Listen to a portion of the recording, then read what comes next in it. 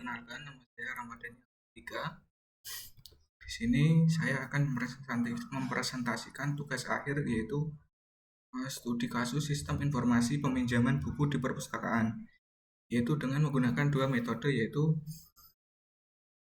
yang pertama yaitu ada peer-to-peer dan MFG, yaitu model view controller. Yang pertama yaitu kita akan menjelaskan apa itu peer-to-peer.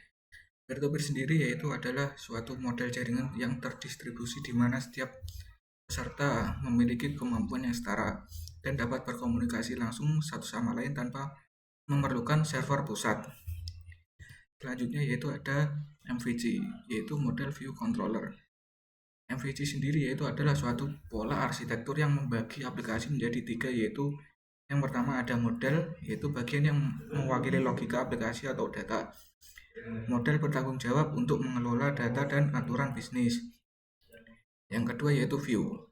View yaitu bagian yang menangani presentasi data kepada pengguna. View sendiri adalah antarmuka pengguna yang menampilkan data dari model. Yang ketiga yaitu ada controller, bagian yang mengendalikan input dan interaksi pengguna. Controller sendiri yaitu menghubungkan model dan view untuk memproses input dan memperbarui model serta view sesuai kebutuhan. Selanjutnya yaitu ada perancangan arsitektur peer-to-peer. Yang pertama yaitu ada konsep dasarnya. Kita dalam arsitektur peer-to-peer, setiap node dalam jaringan memiliki peran yang sama dan dapat berfungsi sebagai klien dan server. Yang kedua yaitu setiap anggota perpustakaan dapat bertindak sebagai penyedia dan peminjam buku. Selanjutnya yaitu ada komponen utama, yaitu yang pertama ada node, sistem anggota perpustakaan yang terhubung ke jaringan. Yang kedua yaitu ada protokol peer-to-peer, aturan yang kita gunakan untuk komunikasi antar node. Yang ketiga yaitu ada manajemen koneksi, yaitu pengaturan bagaimana node berkomunikasi dan bertukar informasi. Yang keempat yaitu ada keamanan dan otorisasi, yaitu suatu mekanisme untuk memastikan hanya anggota yang sah yang dapat meminjam dan mengembalikan buku. Selanjutnya yaitu ada langkah-langkah perancangannya, yaitu yang pertama ada identifikasi kebutuhan. Kita menentukan kebutuhan kita, yaitu fungsional seperti cari buku, minjam, dan kebutuhan yang non fungsional seperti keamanan dan skalabilitas. Yang kedua itu ada desain protokol, yaitu kita membuat protokol untuk menukar pesan antar node. Yang ketiga itu ada pengembangan node. Setiap node kita harus mampu melakukan pencarian buku, mengirim, meminta, dan mengonfirmasi peminjaman.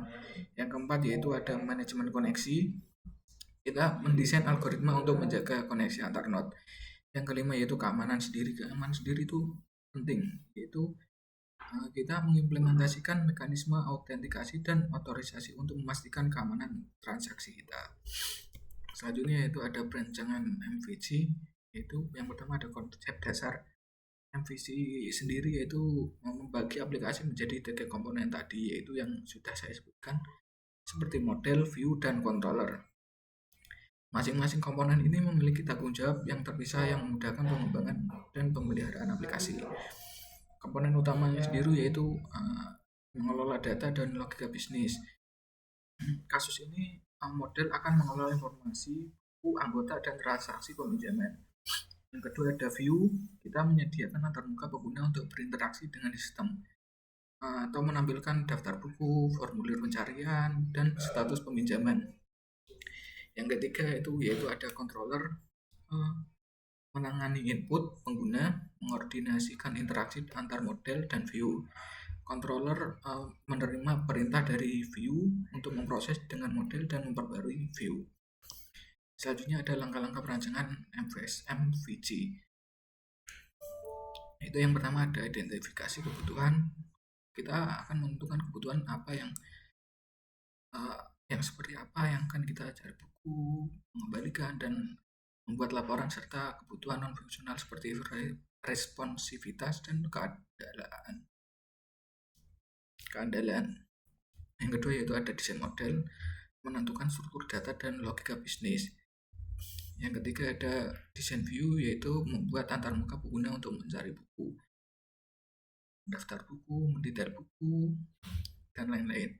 Yang keempat yaitu ada mendesain controller. Kita akan mengimplementasikan pengandaian logika untuk mengelola input pengguna. Kita bisa memanggil metode pada model dan memperbaruinya. Yang kelima yaitu ada integrasi komponen. Kita memastikan bahwa model, view, dan controller bekerja bersama dengan lancar. Selanjutnya yaitu ada flowchart. Nah sendiri kita bisa mulai dengan memulainya. Selanjutnya kita login, pengguna masuk ke sistem controller. Selanjutnya kita bisa mencari buku melalui antarmuka. Selanjutnya kita dapat menampilkan buku dari daftar buku. Selanjutnya kita memilih buku, memilih buku. Selanjutnya kita mengecek sedia atau tidak yang buku sedia atau tidak yang mau kita pinjam. Kita bisa mengontrol, meminta untuk mengecek ketersediaan buku. Jika kita tidak, mesti kita tidak bisa gagal untuk itu, berarti kita harus memilih buku lagi. Kalau ada misal buku yang kita cari, berarti langsung saja ke peminjaman buku.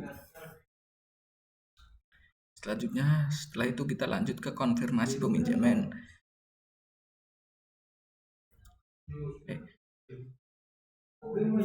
Peminjaman buku, controller mengatur proses peminjaman dengan model. Selanjutnya, lanjut ke konfirmasi peminjaman. Jika berhasil, kita akan berhasil. Jika tidak, kita akan balik ke meminjam buku lagi. Selanjutnya selesai. Terima kasih apabila ada salah kata dan mohon maaf sebesar-besarnya. Wabillahi taufiq wal hidayah. Assalamualaikum warahmatullahi wabarakatuh. Terima kasih Pak Fandi.